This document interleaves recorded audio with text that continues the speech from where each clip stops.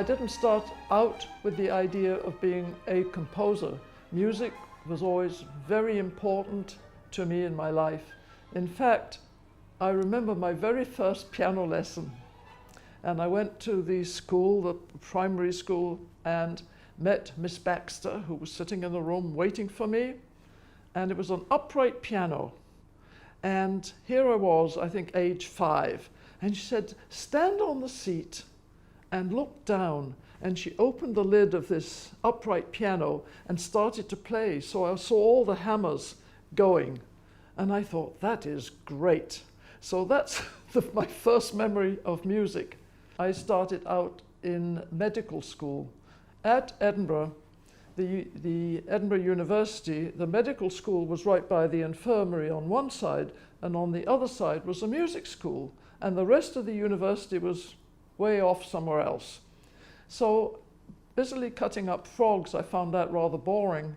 And I found my steps always going into the music school to see what was happening. And so eventually I thought, what's going on here? That's how I went to study music and not medicine at Edinburgh University.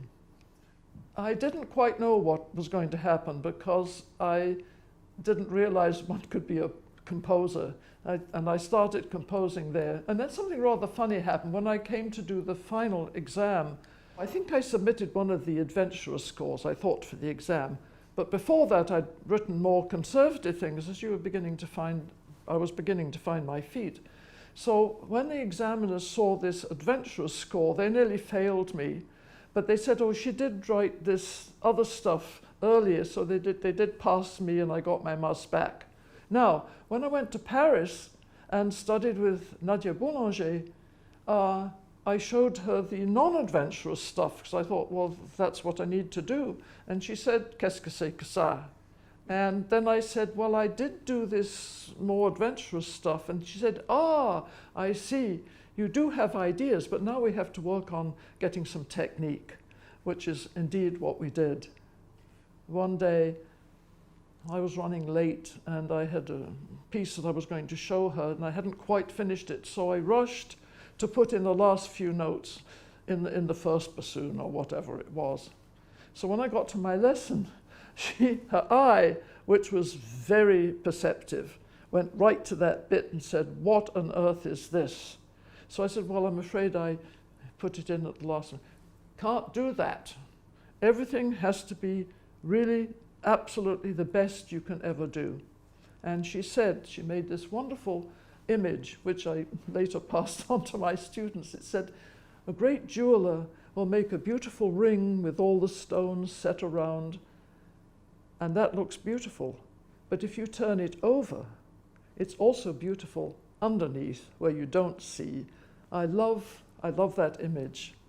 You learn all the time as you go along. I'm still learning, even at my vast age. There's things that you can learn.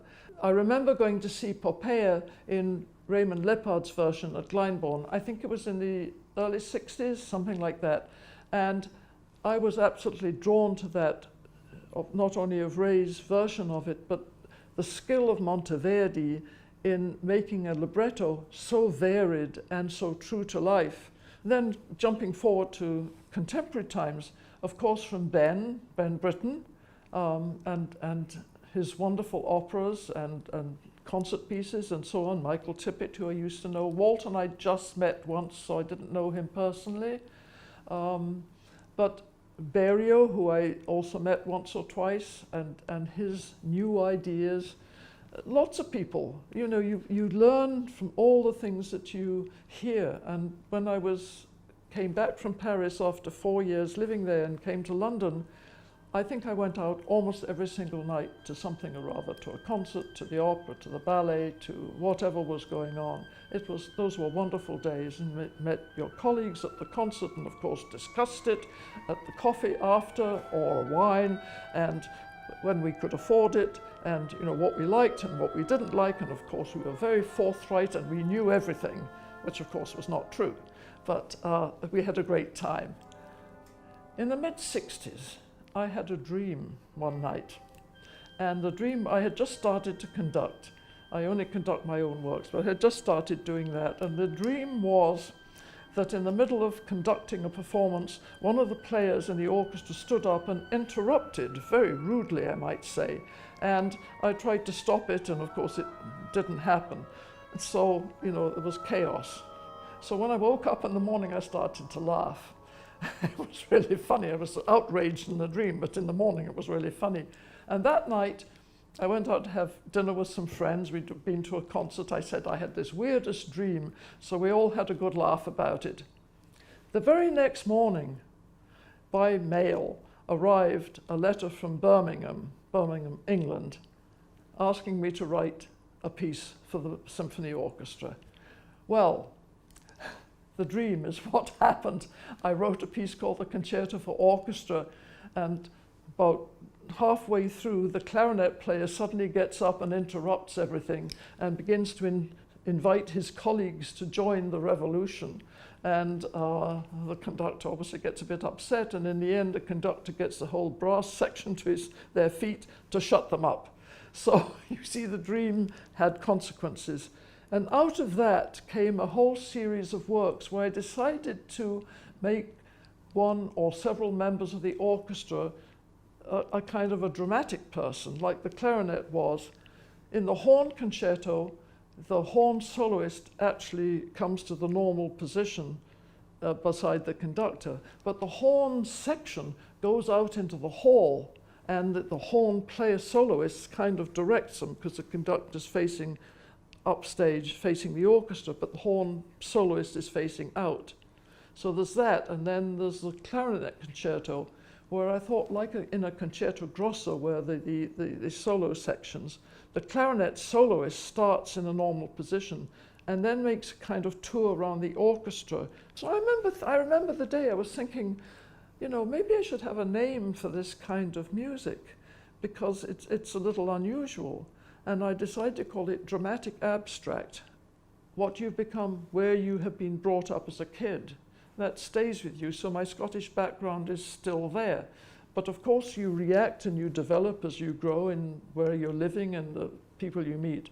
There's no way that I would have written an opera about Harriet Tubman, who I had never even heard of when I was here, but I certainly heard of when I lived in Virginia. And my husband was the head of the Virginia Opera, and because she lived just a little way up the road from Norfolk, Virginia. And so there's no way I would have known the language and heard the sound of the language if I had not lived in America. I don't know that it changed my musical language, though it developed bit by bit. I think I have learned a lot from living in an opera company about writing for singers, because I was hearing singers all day long. Living in an opera company for most of those 40 years, I was hearing singers, I was seeing opera produced of all sorts, and I certainly took in a lot of that.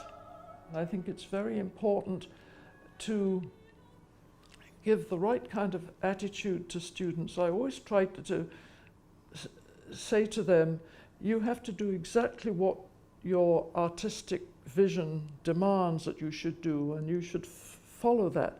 However, you do need to have the technique to follow that through.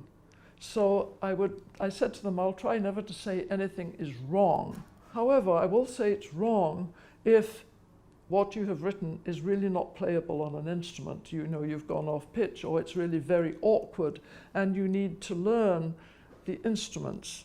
And by doing that, to do that, you really need to make friends with instruments, particularly an instrument you really like. Get to know that player, get to know how it works, what is awkward. Because the player will never tell you. They think they have to do everything a composer writes. It's absolutely amazing. Never say, you know, Thea, this is awkward. They won't say that, because they have pride in their profession, rightly. But you need to watch and then see if it's possible to adjust.